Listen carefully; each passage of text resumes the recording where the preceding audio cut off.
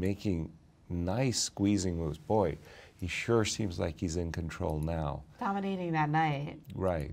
And so now I'm expecting him to take advantage of the opportunity to trade off his bishop that's perhaps not so effective.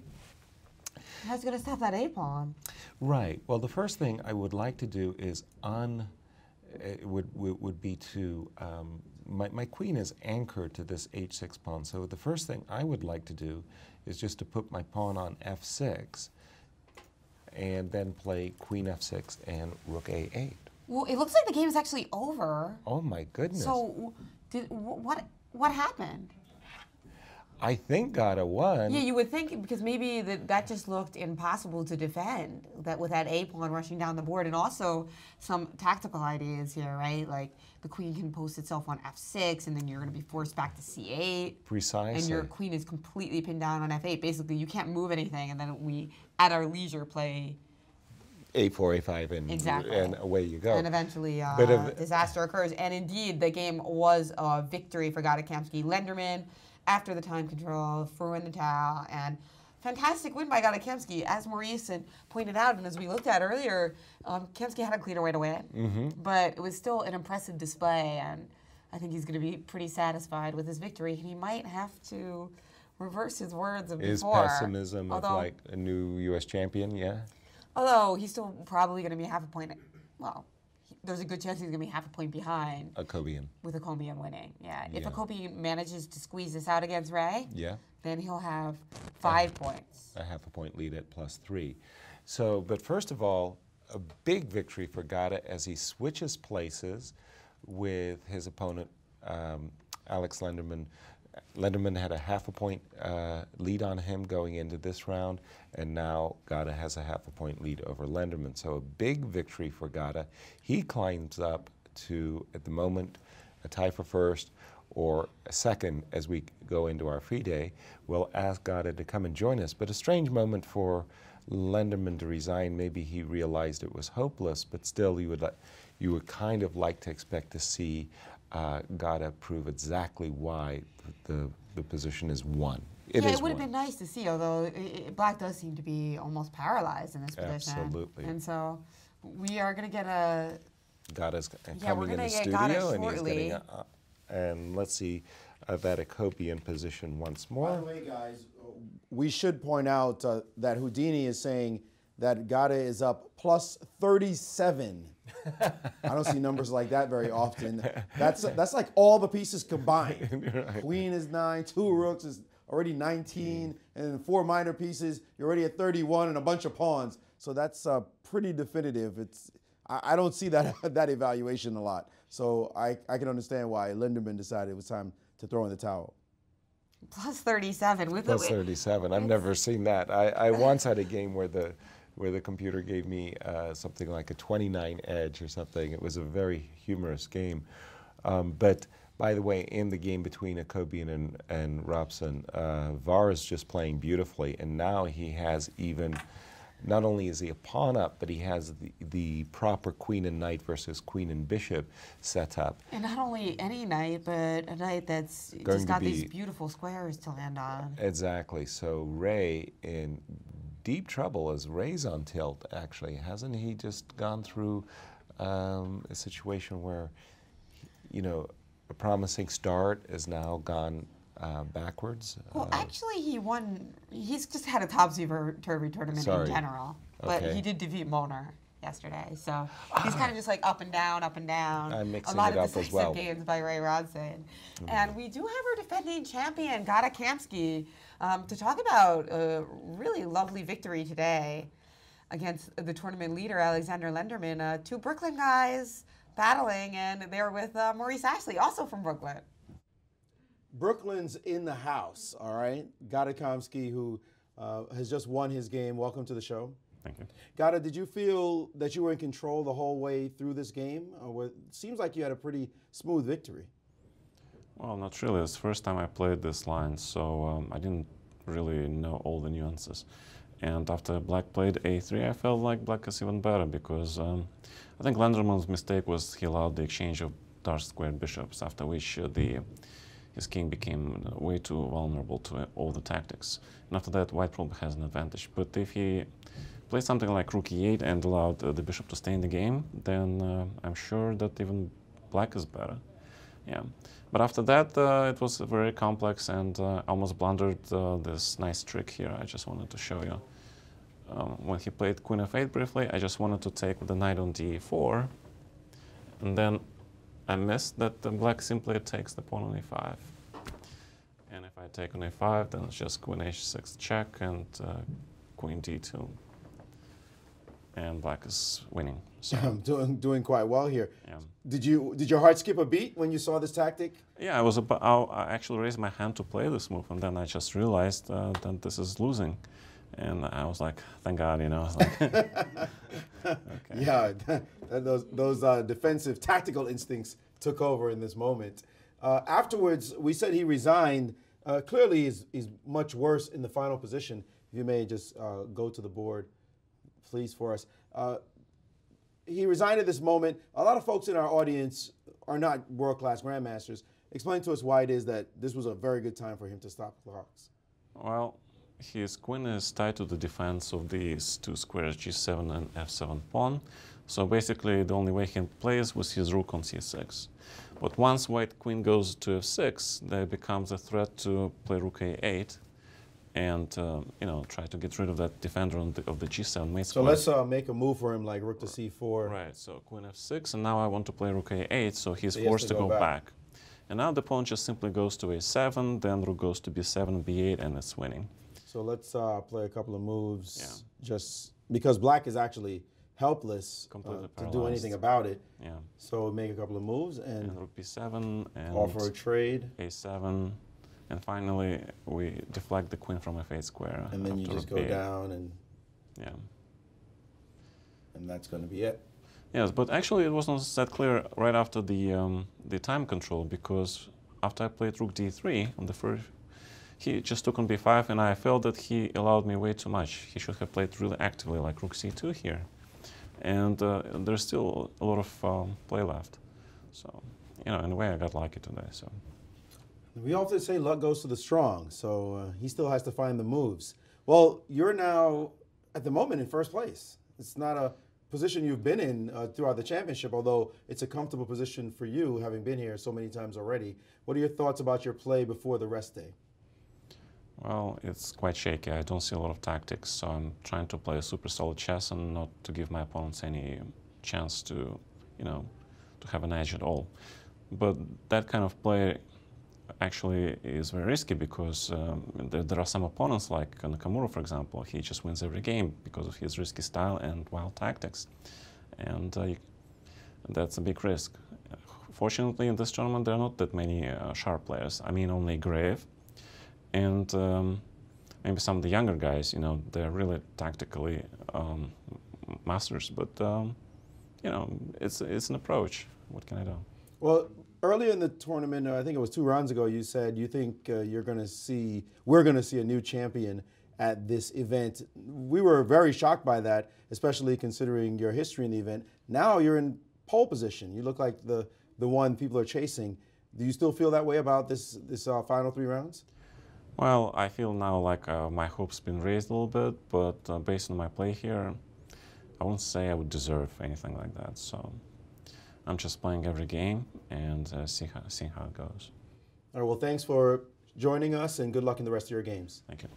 4-time champion Gada Kamsky at the moment in the lead in the tournament. Of course, if Akobian wins, he'll leapfrog him, and there's still a lot of play left here at the championships. Back to you guys.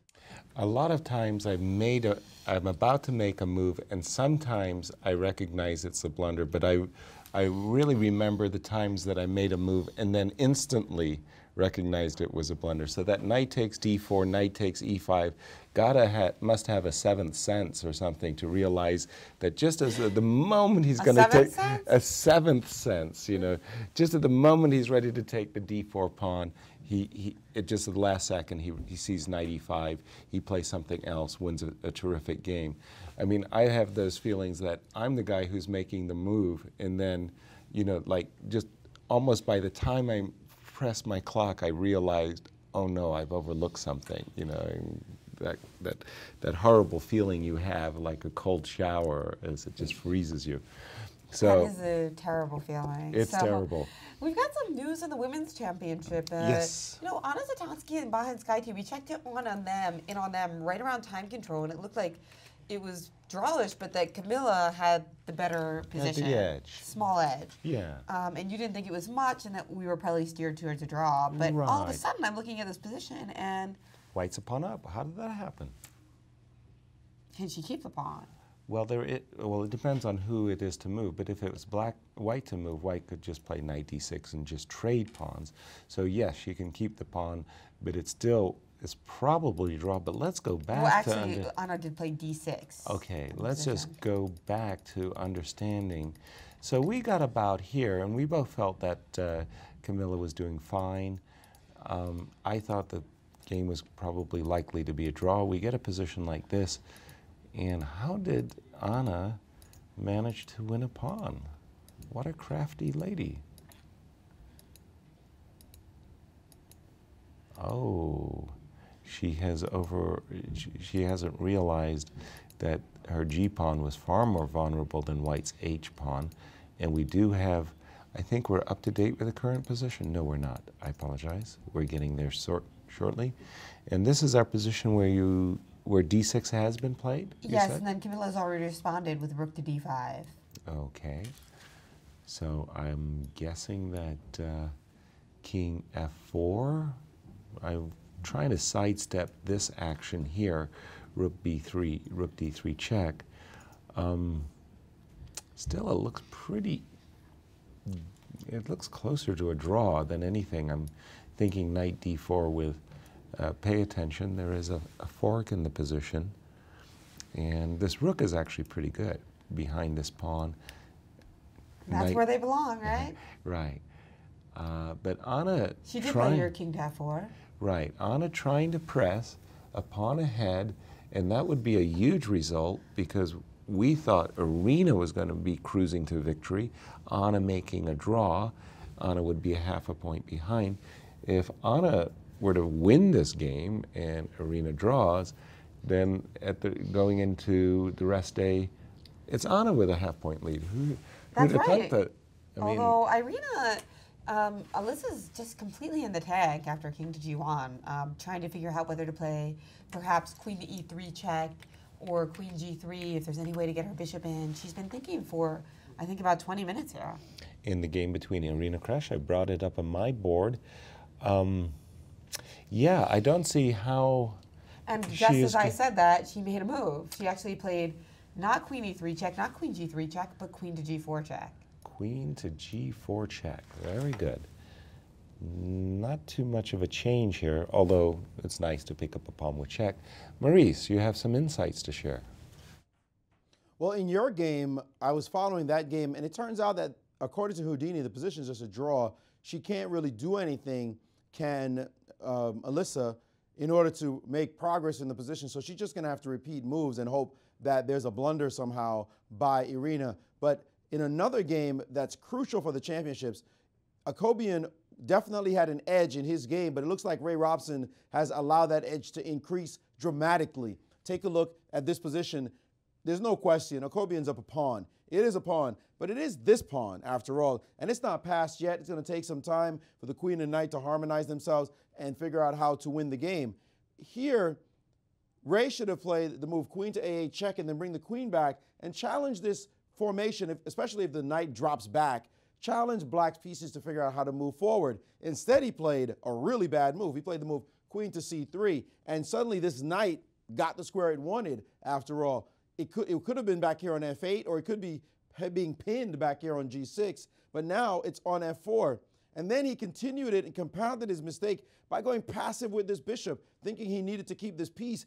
But right now, Akobian has a monster move, queen down to d1, and white's pieces are getting frozen out of the game. Threat number one, knight to e2 check. Big time. You can't move your king because your bishop is in need of defense. So this piece is frozen.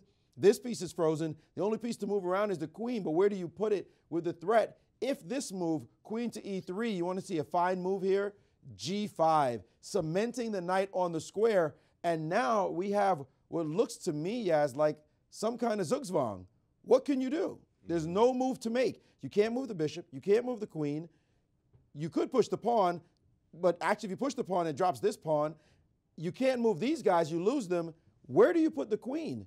If you move the queen anywhere, of course, then this pawn drops with check. So suddenly white has no move after this without losing something in the position, going down yet a second pawn. Black's position looks dominant now. It looks like Akobian's task has been simplified, and he did play the move queen to d1, and the move check is on the board, king h7. Ray looks disgusted right now, and Akobian looks all of cool, purposeful, collected, and determined. It looks like he's going to win this game and move ahead and take the sole lead here at the championships. Guys? Well, that's great to see Varushin Akobian. Of course, I'm a Robson fan as well, but when I think about Varushin, I think professional. You know, he's just, every time he plays, you know, he just gives off that vibe that, you know, we like chess players to give, you know. Just he works hard, he's determined, and yeah, although he hasn't won a championship, boy, it's something that he would really, really like. I'm looking at Ray's. Ray's just seems so despondent at the moment, and no doubt, I don't know whether it was a Zugzwang or not, no doubt though when Var established his knight on f4, the handwriting is on the wall. That knight is suddenly dominating the bishop, and he's a pawn ahead, so I do expect him for sure to collect the full point and to go into the rest day with the lead. That's right. Very big turn of events here at the championship. Remember, we had Lenderman leading by a full point just a couple rounds ago. It seems like an eternity, you know. Lenderman. Well, we knew that Alex was going to have a big challenge for him, playing black against Gada Kamsky and Alexander Onyshuk back to back. We forgot to mention Sam Shankland, because Sam was the one that really turned his tournament upside down with a victory. Boy, so 2 losses by Lenderman. There are a lot of decisive results in this championship, aren't there? Ehrenberg Molnar was actually the only draw of the day so far. We got 3 decisive results. It does look like Gareev Onyshuk is steered for a draw. That game's been going on for quite a while. Well, we got a highly simplified position. We got so excited by the ladies' time trouble. As I look at it, it's a rook ending 2 versus 2. However, these are not the happiest of pawns on h7 and h6. Still, I believe that if you took the h7 pawn away, I believe the game is still a draw in these rook endings. So let's just go back a few moves, because it's, well, not too much happened, did it? Kind of nice technique by Onyshuk at the end. That rook is kind of stopping the king from going forward. So a nice lateral defense. Whoa, you're going back more than a couple moves. Well, I just wanted. I was just so very curious how they got it, and so they got into a rook ending that got all the way down here, and Alex was able to get rook and 2 versus rook and 2. No, this is fine. This is going to be a draw. I'm pretty confident about that one. So we've got what we've got left are basically critical games in the championship. We've got Irina Krush and Anna Zatansky, and it does look like both of those games might end up being draws, in which case they would be tied for the lead. The only difference would be that Tatev would now be a half point behind instead of a full point behind. Right, she gained on the leaders. And although she didn't want to talk about it, Tatev has a nice schedule relative to the field. Of course, Melikina surprising Irina Krush in this round could easily surprise her as well. But yeah, you got to say on paper that she has a chance for the overall championship as well. The women's championship, the U.S. championship. U.S. women's championship. And the world championship one of these days. One of these days. First we take St. Louis, then we take the world. Oh, we are the capital of chess in America. Well, that's where you got to start. So Gareev headed for a draw. Yes. Krush and Zatansky seems like a high possibility that those games will be drawn too. And then Akobian firmly in the driver's seat. Precisely. So it'll be interesting. We'll have at least one clear leader probably at the end of today. Right. Varuzhin Akobian in the U.S. Championship. Very exciting. As I mentioned in earlier shows, Varuzhin comes to the chess club. He's one of the cast of Rotating Grandmasters. So Right. you can check out his lessons on the St. Louis Chess Club's YouTube channel. Right. Which His is- lectures are being archived as well. Yes. And it's absolutely an amazing channel. I mean, people are talking about it all the time because, hey, it's free chess lessons. Right. I have to share with you, well, during one of the breaks, I went upstairs and I ran into a mom whose children play chess, and her son has a little tablet, and at night when the son's going to bed, is supposed to be in bed sleeping, he's got the archives of this event on his tablet, and his mother says to me that she hears the voices of Maurice, Jennifer, and myself coming underneath the covers as her little son is following our analysis. So I was kind of warmed by that story. It's how sweet it is. Oh, that is sweet. And we've got hundreds of videos here in the Chess Club and Scholastic Center in St. Louis, including some replays of not only this year's U.S. Championship, but last year's Sinkfield Cup. Right. And we've also got almost 2 million views. So it's just an amazing YouTube channel. Definitely check it out.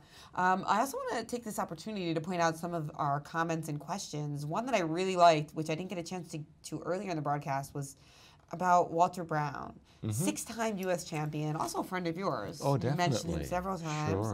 Sure. The question was, does he still play actively? I'm going to try to find Yes, the he person does. who asked that. But yeah, I noticed he actually just played in a tournament in Iceland. Right, in Reykjavik, he played quite well, in fact. He just released his biopic, The Stress of Chess. Walter Brown was, for me, one of the real hard opponents I had when I was coming up in the 70s. Literally, Walter was not only the king of the U.S. Championships, 6 of which he won, but the king of the Open tournaments as well. He just won every single Open tournament, from the National Open, U.S. Open, American Open. He was really formidable competitor, and I've never, ever played an opponent, perhaps only with the exception of Garry Kasparov, who worked so hard at the board. Oh yeah, his energy. I mean, Wow. he got into a lot of time pressure as well. Oh yes, talk about time travel scrambles. He was incredible to But watch. good luck taking on the Najdorf against him. Yeah. And that question was from Chess Nerd. Chess nerd. There's no chess nerds. I don't believe There's that. no And, nerds in chess. Walter Brown also created this new chess game, Finesse. Yeah, Right. he's just a really interesting dude. And thanks for the question. Big poker player too. That's right. He also plays poker. Plays poker and chess. He's 65. He's still going strong. That's what we want all you guys to do out there. It's not just about the kids. It's about the older The dudes as veterans. well. Yeah. And we've got Maurice with some news on Robson Akobian. Is VAR really in that point? Actually, his opponent is giving him the point. It looks like Ray, in this position, in his typical time pressure, really bad time management skills, has made an even worse move. Here he played a check and then queen c4. It was possible to take this pawn with check in this position, but then the knight would have to escape back onto the g5 square. Not the greatest of circuits for the knight to end on. So VAR said, you know what, I don't need to play that move. I'm just going to play the move g5. And Ray, with only 2 minutes on his clock, needed to take advantage of this one moment to play king h2, which, by the way, Houdini thinks is not as bad as all that for white. Bad, yes. Should be winning, but it's not giving it minus plus. Black's all over white in this position. Clearly worse, though, for white. But white, instead of doing that in time pressure, played this move, queen to e4 check instead. After g5, queen to e4 check. And Houdini's saying, what's that about? You just left the b pawn alone and the h pawn is still hanging. What are you going to do to guard both when I just back up and wait for you? And this position is really bad now. He's getting into that Zugzwang position where he could play queen e3, remember? And now the move king over, and this position is absolutely miserable for white. This pawn is about to drop. He's in Zugzwang again. Remember that position we showed earlier. No place to put the queen to guard both these pawns. You could snap a pawn off here, but you're going to drop this pawn, and this one is likely to go as well. And the bishop can't move, the king can't move. This pawn, if it advances, will stop the defense of this one. position just looks terrible for Ray. He's in severe time pressure. I have him losing on time here. I'm sure that's not what happened. But let's get back here. So he actually still has 135 left. Akobian needs to calculate right here to figure out what to do to just get his king back, not worrying about any checks. One line, actually, this was a funny line the computer showed. After this check, king up, like, what do? Its only move it gives to continue the game, queen h1. You know things are bad when you're playing queen h1. Obviously, the b pawn drops and everything is horrible here. But clearly, not able to defend well is the youngster in time pressure. And you talk about despondent. Look at that posture. That looks like somebody stole his best toy. Oh, Poor Ray. poor Ray. Or his tennis racket, right? He looks very depressed right now, knowing he's about to lose this game. And VAR just needs to find the right moves. And you know how chess players are. We don't feel sorry for you. Not at the board, anyway. Not at the board. No, VAR does not feel sorry for him. And this is also the day before rest day, so it's kind of a positive and a negative. If you lose before rest day, emotionally it's awful because you have to think about your loss for the whole day. But it's also good in a way because you get a chance to kind of rest and, you know, get over it and get ready to start fresh a day later. True that, but I was thinking more selfishly about myself. I'm ready for a rest day myself. Well, good luck with that because tomorrow we got a real fun day for you. I We're know, gonna a be playing community against- outreach program. Yeah, Yep. we got some Girl Scouts coming to Ballpark Village here in St. Louis before the Cards game, and we're going to be doing a little human chess match for them. And then in the evening, as we mentioned earlier, we've got Reunion going on across the street at the World Chess Hall of Fame. Sold out. It's one of their concerts that they have. They're doing a couple concerts a month now over at the Hall of Fame, Wow. and you can watch it online on live stream. It's going to be a recreation of the famous Duchamp cage match, and you, me, and Ben Feigold and Maurice Ashley are also going to be involved. Here again are the details. So, you know, earlier we And got that will be live streamed as well, because all the tickets are sold out, but you can watch it online. or you could come to the museum and see it live streamed on, I think, the first floor. So it's going to be, it's going to be held, or vice versa, but you'll be able to see it live streamed as well in How is person. it possible for it to be sold out when it says there the admission is free? How does that work? It means that everybody RSVP'd and that all the RSVPs are taken. Oh, we Looks like we have a result. result. And it looks like it's a draw, right? It's a draw. It I looks like the noticed- players played a perpetual check. Yeah, I noticed Lisa was doing something that I see people do a lot. Like, she knew that she couldn't find a win, and then she just like ran down her time, and then the incentive to go for the draw by perpetual becomes even higher because now you've just run down your time. And I'm Exactly. not faulting her for it. I'm just No, saying once that's you a start common, seeing yeah. the player like use all of their time, go lower and lower and lower, you know they're about to take the perp. Right. Well, one of the classic stories of all time is I very rarely offer draws, but when I did, I had a rule that if my opponent thought for 30 minutes or longer, it was 100% sure he was going to accept the draw because, you know, like he starts convincing himself he has to accept the draw. So I once played John Fedorowicz, Grandmaster of the Fed. I think it was Vaikonze, I'm not sure. I offered a draw from what I thought was a very normal, even position. He thought about 45 minutes, declined the draw, was immediately in time trouble, and lost terribly. So it's like, I don't really like the draw offer, and I do like the Sophia rules. In fact, I'd be even more aggressive and say you just have to play. You can't offer a draw for the first time control of 40 moves. You have to only on move 41. But of course, you can make a perpetual or repetition, no problem. But I think that it's not too great an ask for to ask the players to play an entire time control. Okay. What do we have remaining, Jen? Just a lot of results have come just- in. There's only a couple games remaining. Robson, Akobian, which we believe that Akobian's about to reel in, and then Gareev Onishuk, which looks firmly headed towards a draw. Right. And then, of course, our crucial game in the women's championship, Zatansky Bahanskaiti, where you also, last time we checked, only a couple moves have happened since then. You also thought that Black's beautifully placed rook on d5 compensated for the pawn deficit. Well, let me And just. it looks like that one might be further simplifying, actually. With that last move by Camilla. Was a she's- goodie. c4, c3, running her pass pawn up the board. Her last move, the rook on d5, nicely placed, what you were mentioning, Jen, just behind, keeping an eyeball on this d6 pawn.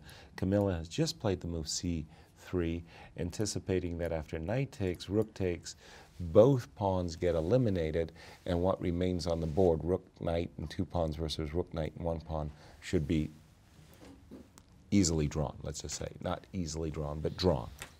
That's right. So it might go on a little while, but we expect this one to end in a handshake between the two friends. Not a quick one, though. A very No. hard-fought game. Very hard-fought. Not surprising. Maurice, what do you have for us? You're looking at Crush Malakina.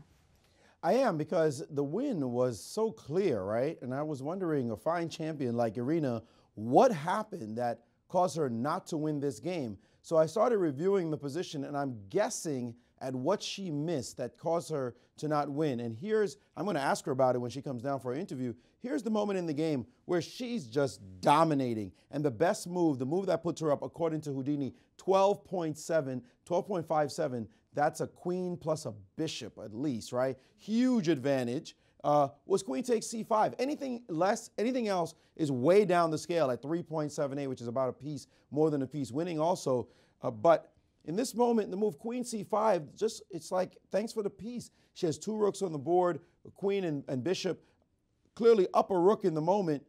But there is one move to worry about, the move knight takes f3 check. And if you look at this move a bit more carefully, you realize that bishop f3, there's the ghost of a perpetual here, queen check, and it's more than a ghost, in fact, because after the king moves, there's rook h3 check. And now if you take, suddenly queen takes with check, and how do you escape this barrage of checks? So it looks almost like it's perpetual here. But the problem is this, after where were we? Here, queen c7 check, king f6, this moment, after queen takes c5, knight takes f3 check, all she had to do now, and she had to see, and I say all she had to do, she was in terrific time pressure, all she had to do was just back her king up to h1. Now, the black king is under heavy fire, will fall apart very quickly, but here she might have thought, wait a minute, am I not getting mated? And it's, no, you're not, because queen g1 is not mate because of the rescue from the other queen. So when you're in time pressure, ghosts start to go in your head. You start to see variations. You're not sure, and you miss something that you would not have missed if you had all the time in the world on the clock. So she had to just see queen takes on c5. That would have been the easy move, demolishing her opponent. But all those possible tricks and fine nuances she had to find, she did not see, and ended up only drawing this game, a game she will be kicking herself about for a while to come. Guys? But again and again and again, it was the time trouble that tripped her up. She was lucky yesterday. Did it really happen, Jennifer? Did her clock really tick down to 1 second? I think that was today's game, actually. I think yesterday. Well, that's what I mean. Yesterday it was like 5. Well, we'll find out because she's getting set up with an interview. I find that just so shocking because at that moment, a crazy thing could happen. A lamp could fall over or something. You get distracted for a mere second, and you'd end up losing. So that was really extraordinary, if true, that she got so low on the clock. Well, yes, we are getting set up with Irina, and we'll also have Alyssa with us in just a few minutes. You want to check on Rob Sinacobian while we're getting her mic'd up? Absolutely. That was our second So game. Rob's been playing b4 in this position. Is this I just think that's a desperado, frankly. Desperado. Yeah. It's kind of a Zugzwang type of position. He's running out of really reasonable moves to play. So b3, b4. But I think that VAR is well on his way to tidying things up, and this game is in the bag. All right. Well, it'll be interesting to see what VAR has to say about his spectacular streak. I mean, 3 in a row in a tournament this strong is nothing to sneeze at. Probably the simplest move, by the way, Knight d5, is yeah. just simply knight d5. That way you centralize the knight, no perpetual checks, you attack the guy's queen, you're ready to play a, b, and then simply run your pawn home. This kind of feels like the reverse of Gata Kemsky for Slenderman, right? Exactly. And we do have our defending champion, Irina Krush. about her draw today. It gave us a lot of excitement, but I'm sure she wasn't so thrilled. And she's with Maurice Ashley. Indeed, with Grandmaster Irina Krush after a wild game. A game it looked like first she had some compensation, then suddenly you were under complete control and winning, and then at the critical moment, things went wrong. What happened? Well, I made a bunch of horrible moves in a row, and this winning position just couldn't calculate anything. I mean, I was winning in so many different ways. Look, every single 10 moves in a row win.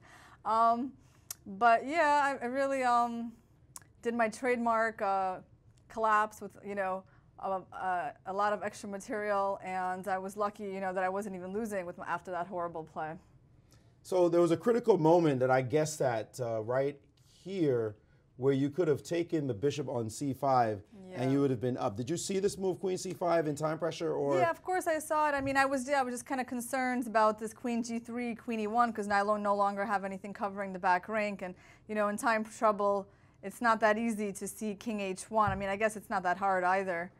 Well, it is giving back a rook. Yeah, it's giving back a rook with check and not recapturing. So psychologically, it's kind of hard to see that in your calculation when you've only got some kind of seconds for this calculation. You were down to 1 second on the clock. Did that really happen? Yeah, at some point. Well, I was moving when it was 2 seconds, but it takes a little time to move. So when I finally completed my move and pressed the clock, it was 1 second. When did you feel like you had just blown it? At what point did you feel like it just had gone? I mean, after queen d8, bishop e7, I was planning queen h8 here, which I see is winning, and that had been kind of the idea. But well, I missed everything. I missed rook h3. Obviously, at this point, I wasn't really calculating very much. I just wasn't sure what I was going to do after queen h8 and king f5 probably steps into bishop e4. I should have done that check. That's what I was planning. So you made a statement. You said you did your trademark go ahead a lot of material and then not win the game. Yeah. Why do you say that? Well, it's happened to me a couple of times in the past. This is not the first time. I had a game once with Gustafsson. I was up a piece, and I sort of collapsed in time pressure. So it's not like I do this all the time, but it's definitely not uncommon that I would mess up in precisely this way. Completely winning position and just mess up in time trouble. So how do you get your head clear after such a game? You do have a rest day to think about it, but sometimes that can make things worse, maybe not get a good night's sleep. How do you recover from this? At least you didn't lose the game, it seems. Yeah, how fortunate. You don't seem too happy right now. I'm not happy because I think I played really horribly. I mean, the whole game, actually, I didn't have a very good feeling about this game. I don't really like the way I played the opening either, and I did think that Black had very good compensation if we just go a little bit higher over here. How do we do that? Houdini agrees, by the way. There were I mean, I don't like the way I played. This position, this was one very interesting moment right here in the opening.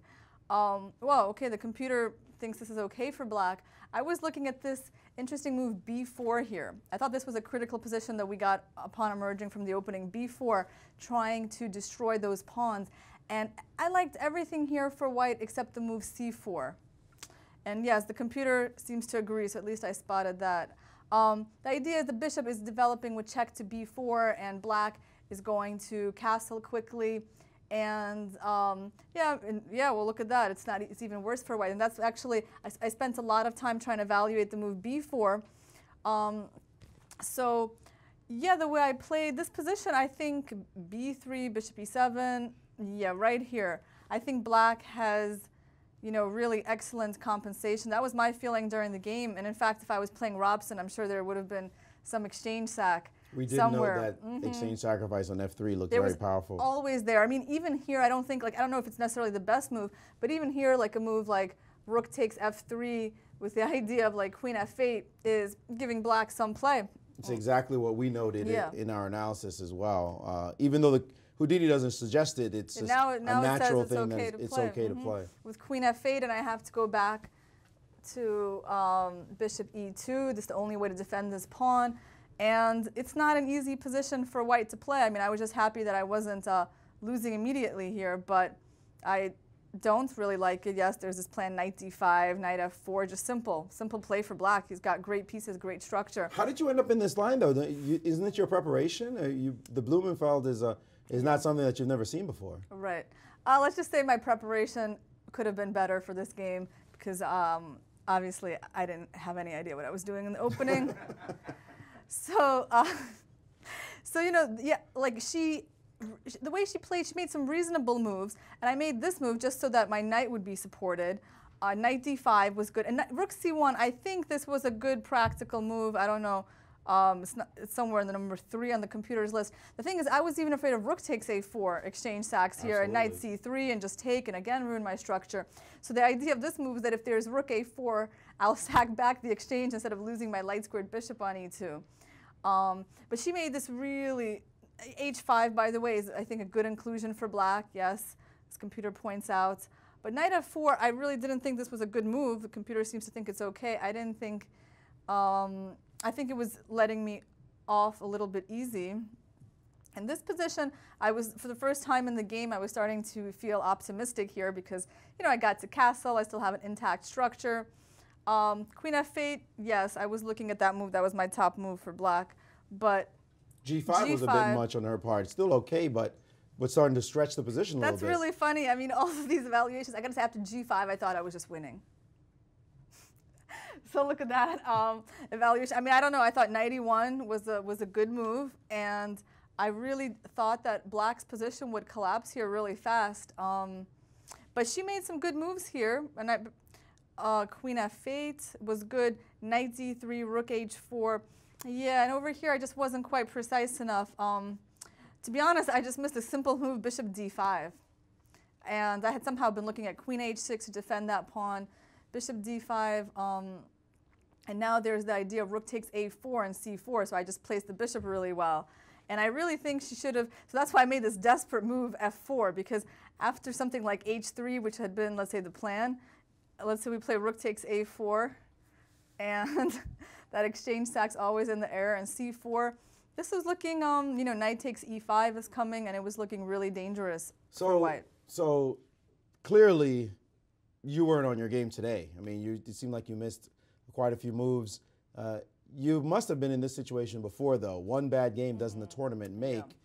So again, what do you do so that you close this out strong? 3 rounds to go. Well, I'm thrilled to get a rest day.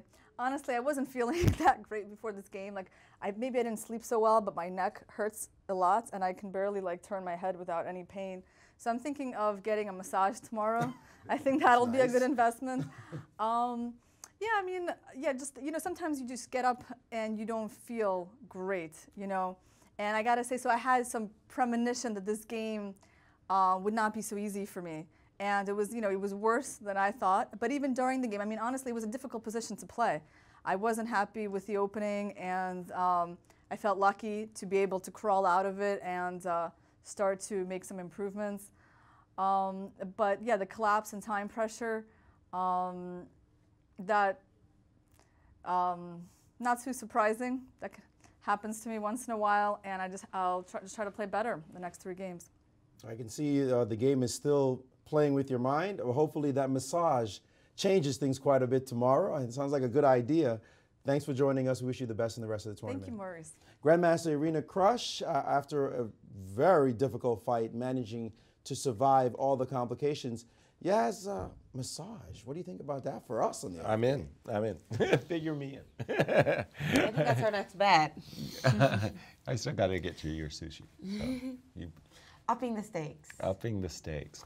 What do we have left on, I think Var's cruising for victory? Yeah, I kind of feel like the only reason Robson's continuing to play is because he's so low on time that... He's hoping that he'll doesn't have induce time his to opponent to make a blunder? Or just that he barely has enough time to see how bad it is, you know? He might as well just play a few more moves, right? Although or the old kibitz, I didn't have enough time to resign. Well, he did just play queen to 8, queen takes h6 in this position, so... It was just played, in fact. So we so have Black reached grabbed this another position. pawn. He did indeed. But White has managed to regain it with queen e5, queen f4, queen h8, king e7, and now queen takes h6. And everything looks totally off sides for White. And, you just want to start running with the A pawn. Right, absolutely. And no checks at all. The king on E7 just is that in a perfect position to guard against every check. Absolutely no. The king, boy, it's actually even hard to imagine what. Okay, you make one check, your queen goes to B7, but what would actually even be a second check after king F6? So no, black's king is beautiful, and in the meantime is 8 pawns running for a touchdown. So I do think that Ray is looking for the right moment to give it a rest. That's right, and we do have, and so that's going to be huge for our tournament, of course. Firouzja course. Nakobian will be the new leader in the U.S. Chess Championship after this win. Absolutely. And we've got Alyssa Melakina about her draw against Irina Krush with the black pieces. Certainly before the game, she'd be happy with that result, but it was so for the topsy-turvy. opportunity she had a lot of opportunities to lose, but even some to win Exactly. as time control approached. And she's with Maurice to talk about that roller coaster. Indeed, we're with FM Alyssa Melakina. Thanks for joining us on the show. Thanks again for having me. That was crazy. I mean, her time pressure, you were throwing pieces at her. Somehow she missed a win. What were your impressions just at that point in the time pressure, right around move 35? Yeah, this was one of the craziest games I've played. I sacked an exchange right when she was in time pressure, and I don't think it was that sound. She, of course, had several opportunities to refute it, but I was playing off of her time, and at one point she got down to 1 second on the clock. So in that sense, it worked. Now, when somebody's that close, I mean, are you thinking she's going to flag, or are you thinking, let me not pay attention to that? I mean, I've never seen anyone flag with a 30-second increment, but you can't let those thoughts get in your head because, of course, I'm playing the top seed. She's leading the tournament. I'm with the black pieces. I feel like I'm winning, but all of these thoughts are harmful. You know, I just have to play the position. And at one point, they kind of crept into my head, and I thought that I did have a win there at the very end when I took on H3 right at time control. That was another tough exchange sacrifice to make, but I thought I would have Queen E3 check there, which was forcing, and then I would get the two trade. pawns. Yes, we did have that position. Right. But first of all, can we just take a look at this position? Yeah. Here she played queen to D8 check, but she had an opportunity to just take your bishop in this position. Did you see this, if you don't mind pressing the variation? Sure. Did you see this line at all, or did you think you were still controlling the game? Well, right. Well, here, you know, I would have to take. Right, but she could just go back with her Okay. king. That's the move she missed. That's the move that I missed too, because I thought after take I can go Queen G3 and then I'm fine. And get the draw. Okay, so both of you in heavy time pressure missed this nuance. After that, though, you play the spectacular line. Rook takes H3. You want to take us to that position? Just press Sure. press the side, the bar, up a little. Yeah, there you go. And just Yeah. the moment you played Well, Rook, here I thought she could go Queen H8 check She after could. Bishop E7. Right, so she that was could. enough. That was good for I her, was too. really surprised that she just went back and then she gave my king safety. right? So okay, yeah, and then we'll fast forward to this point where I took on Yes. H3. Yeah. Did you see Rook H3 coming? I mean, you had only 2 minutes left on the clock. I did. I saw it, and you know, it's tough to play a move like that, especially at time control. You have an impulse to go Queen G3 check, and you know, get to the time control, and then have the 30 minutes to think. But I saw that Rook takes H3 was forcing. I saw that I could at least have a perpetual there, and then in time control, I thought that after this, I could go Queen E3 check here. Right? She'd have to trade queens. Yeah, this is what I saw back on move 39. And then I thought that, oh, okay, you Two know, pawns on the six, these are beat her up. unstoppable. But there's actually several ways she can draw here. She saw King G2. I saw King F1 later when I was calculating. And this and- Rook and King. It's not just beating the Rook. It's the Rook and King together, Right. plus your pawn is the wrong pawn. And I thought that I could go Bishop H4 here, right? So I'm threatening E2, and it looks again like my pawns are unstoppable, but then I saw this incredible Rook E1 move. And Yasser called himself stupid for not seeing Rook E1 right away, by the way. But I thought this was a good move. I'm glad you said incredible, agreeing. well, it's an incredible save in this position. It turns out that, you know, if I take the Rook, then I'm actually losing because I can't catch the pawns in time. And so I was calculating lines where I could win this H3 pawn, but it turns out that this pawn is too slow because that pawn queens and it controls the H1 square. So I just I couldn't see a win at that point, and I went for the perpetual in the end. This is two crazy games you had in 2 days. Yesterday, it looks like you were winning against Baginskaite. Why is it so hard to win games at the championships? I mean, I think it's definitely a problem for me, converting advantages. That's always been a problem, especially for these past few years when I'm rusty and I'm in law school and I'm not playing a lot. It's not that I'm not studying, but it's just hard to, find that like final punch that will convert the game. And I was happy with my play in the opening. I know at one point I kind of, G5, maybe that was pushing it a bit, but I felt like I got a really good position and I was, making good moves. So, yeah, I mean, at the U.S. Championships, people fight back. No one's just going to roll over. In my game against Ashreeta, it was also a desperate position. I fought tooth and nail to try and save that. Against the young 13-year-old. Yeah. You have 3 rounds to go, but you get a rest day tomorrow. Irina says she's going to get a massage probably. What's your plan for tomorrow? That doesn't sound like a bad idea. Yeah. Yes. Sounds like there's a massage party going on, guys. Maybe. But, yesterday my game went up to 111 moves. So Indeed. it was just such a tough, long game. And this game, instead of focusing on preparation, which was what I've been doing every round, I just slept in today because I realized that this tournament is so much more about stamina than about catching your opponent in prep. I've never had a game where my opponent just went into my prep, and I didn't expect her to go into the Blumenfeld. I know she didn't expect me to play the Blumenfeld. I've never played it before. So this game was all about, stamina and making decisions at those critical moments.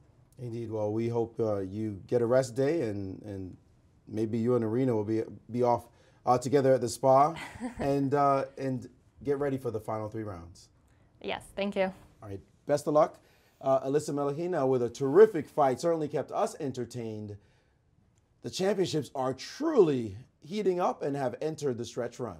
Guys? Nice, nice. I mean, she saw a lot in the game, and she had a very good practical approach that if your opponent's in time trouble and you see some risky variations where you're really willing to take risks, but you're putting your opponent's king under threat, you go for it. And this idea that Irina actually went down to 1 second, I mean, that's ridiculous. That's just ridiculous. I mean, you could lose. I mean, the piece could trip up. There's like 1,000 reasons that you should never, ever, ever do this. This is like, so if I were her second, it would be like, bad Irina, don't do that again. Plus, she's giving her second a heart attack. When you have 30-second increment, yeah, that's getting down to 1. No, don't do it. Unless you're losing, but Okay. Ray Robson and Varuzha Nakovian are still playing, and meanwhile, Garayev and Onishuk is trying to demonstrate the Philidor position for us on the board. Sure. I think ever since that 14-move draw, Garayev must, he feels a little guilty. He wants to really play king versus king, right? Right. So this, of course, is an opening that Onishuk probably learned when he was 7 years old, the drawing technique in this position. Exactly. The drawing technique is very simple. Alex Onishuk just simply keeps his rook on the 6th rank. White would play, I think it's black to move. White would, as soon as White advances his pawn to the f6 square so that his next turn he's threatening to play king g6 and rook b8 mate. As soon as the pawn is on the f6 square, then you go down and you harass White's king from behind with a whole series of checks. And famously called the Philidor defense, or the Philidor technique. Because Daniken Philidor from the 17th century wrote about it in his book, Chess Play. And now the interesting thing for those of you watching, I know we say, oh, he learned it when he was 7, but of course I'm saying that partly facetiously. I mean, obviously Onishuk is a great player, so when he started learning at a young age, this is literally the first or second. The basic endings, yeah. But it's not that obvious if you don't know it. A lot of people try to play rook a1 and check with the rook before the pawn goes up, and it has been a draw. But that, of course, is not as strong because then, if you move your rook away before White occupies the f6 square, then the problem that you run into is that after king g6, rook behind check, king f6, the king has found shelter from the checks. That's why you have to wait. Right, and often some of these positions are drawn too, but obviously a lot more difficult than just putting your rook on the 6th rank. Very much so, and I do see that Alex Marler, the club manager here, right, who's assistant arbiter in the Open, is collecting score sheets. The two players have agreed to a draw. And the Robson game is also over, and I'm guessing that Robson has resigned, yes, after a move queen c1 check, if you want to bring up the final position. Absolutely. So a big victory, another big victory, I should say, for Varusian Akobian as he surges into the lead on the strength of 3 victories in a row, back to back to back. That's the way, So yes, we have a clear leader in the U.S. Championship, Varusian Akobian. This is very exciting for both of his fans in St. Louis and also nearby. I think he lived in L.A. for a while. He and his wife are in Topeka, Kansas. For the last couple years. As she's getting her law degree there. That's right. So we've got Varusian on top of the championship. Gata Kamsky, our defending champion, just behind. We've got a rest day tomorrow. Right. And the women's championship, now we've got Irina Krush, and it looks like Anna Zatansky is going to be right up there with her if this game does end in a draw. Let's take a quick look at that. At Anna's game? Yeah. That definitely looked headed to a draw as well. Yes. Well, now the position is actually completely even material. Boy, I don't know if they're going to go down to king versus king, but what is the times on the clocks of the players? Anna's got only about 10 seconds and Camilla 3 minutes. So maybe that's one of the reasons that they're continuing play here. Is because of the time trouble situation? Although, of course, with the 30-second increment, that can get built up pretty quickly. But 63-move game going on here in Anna Zatansky's game against Camilla Wawrinska. And I'm amazed that Camilla hasn't just collapsed because, as we heard Elisa say, that they played 103 moves, 111 moves? 111. Wow. Wow. So Camilla really putting in the extra hours in these last few rounds. That's right. She's going to be very happy to have the rest day. And I'm maybe sure. she'll join Irina and Alyssa with the massage idea. Exactly. Get a little relaxation before they have to get right back into the ring on Friday. Exactly. So yes, I should have mentioned we will be back Friday, but tomorrow we're also going to be having some fun. We're going to be doing an event outreach, get Girl Scouts involved at the Ballpark Village, and then in the evening we're going to be at the World Chess Hall of Fame doing reunion. And this evening we're going to St. Louis Cardinals baseball game. Game was canceled. What? Rained. What? Apparently that's what I heard. What? Maurice wasn't going to throw out the... Maurice is going to miss an opportunity to throw out the first pitch in a Cardinals game? I thought it was... I think I would have been shot at with my Yankee hat on, because I would have been wearing dress blues for sure. Pinstripes. So that's right. Well, let's get a final thought from Grandmaster Maurice Ashley as we... For sure. Wait for Varusian, Well, I believe. have Akobian on, so forget about the final thought. This guy played a great game. Let's just jump back to that position. This is dominant chess. He's played 4 draws. People were making jokes. Jokes. They said he's going after the half a Bobby Fischer prize. Guess what? He's making a run. 3 wins in a row. He's looking really good right now, and I think he's got great chances to win the whole thing. And certainly, why not? I mean, after all, he goes into the tournament as one of the top players in the event, top players in the field.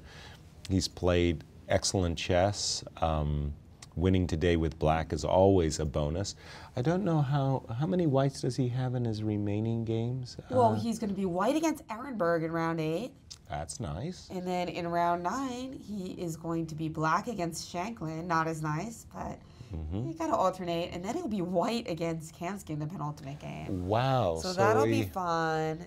And finally, finishing up the tournament with black against Lenderman. So he's got a tough road ahead. A lot of strong opponents, but of course, the entire U.S. Championship is really tough. A lot of tightness there. Not the women's championship. You have a bigger gap between the top players and the weaker players. So their lineups is even more relevant. But still. It sounds like that penultimate round is going to be a barn burner. Right, I mean, because we're going to have Irina Krush playing against Zatansky, and we're going to have Kamsky playing against Akobian. So and the number definitely. 1 and number 2 at this moment in time.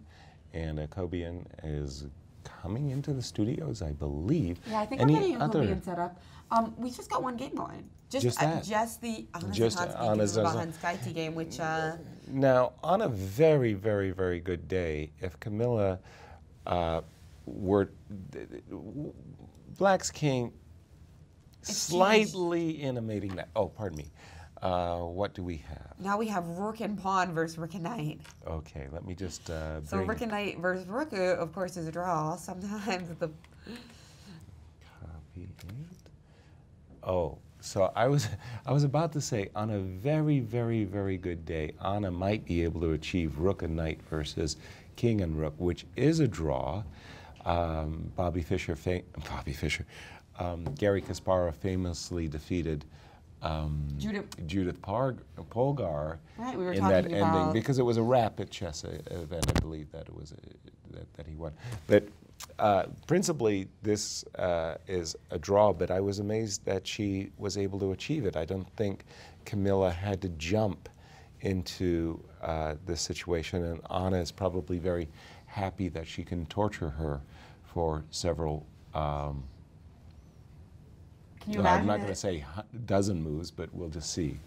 Can you imagine if they play 200 moves in total? I know, and poor Camilla. I mean, again, Yeah. coming back from a 111 move game the night before, that's really, really tough. But at least she saved it. Yes, she Because did. she was on the lower end of that. And we have a leader in the U.S. Chess Championship, Varuzhin Akobian. It's a new leader. And he is with Maurice, a new clear leader. New clearly. And he is with Maurice Ashley to talk about his amazing run, 3 wins in a row. Indeed, Jen, with Varuzhin Akobian, Grandmaster, and playing like a maestro now after 4 draws.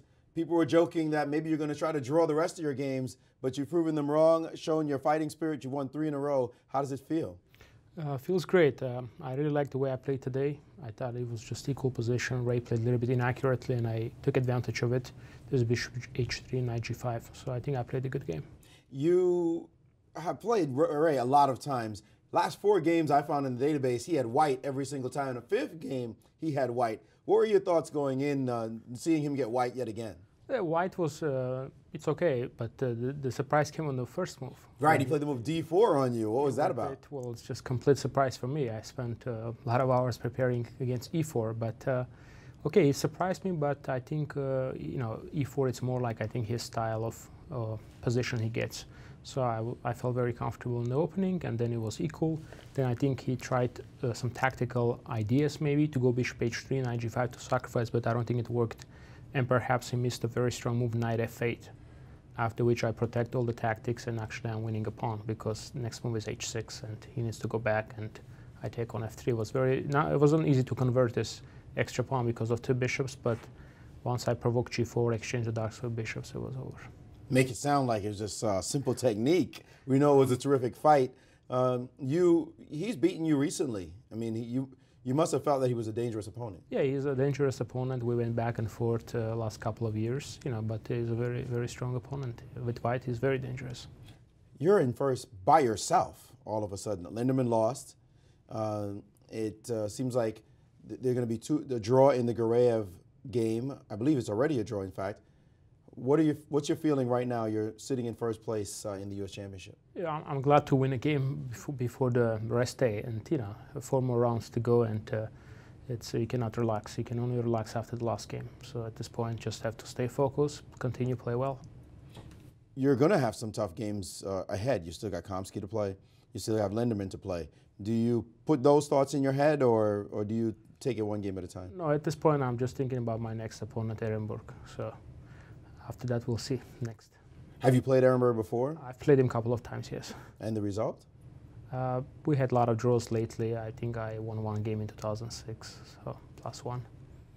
Indeed. What are your plans for tomorrow? The ladies said that, 2 of the ladies said they might get massages to relax. So what's your plan? Yeah, I don't have any plans yet. I'll, talk to my friend, here, Gabriel, and we'll see, But I think we'll probably spend a lot of time preparing because it seems that we always run out of time, you know, like we prepare a lot and at the end it's like time to go and play, so we still have things to look. So no relaxation for the weary.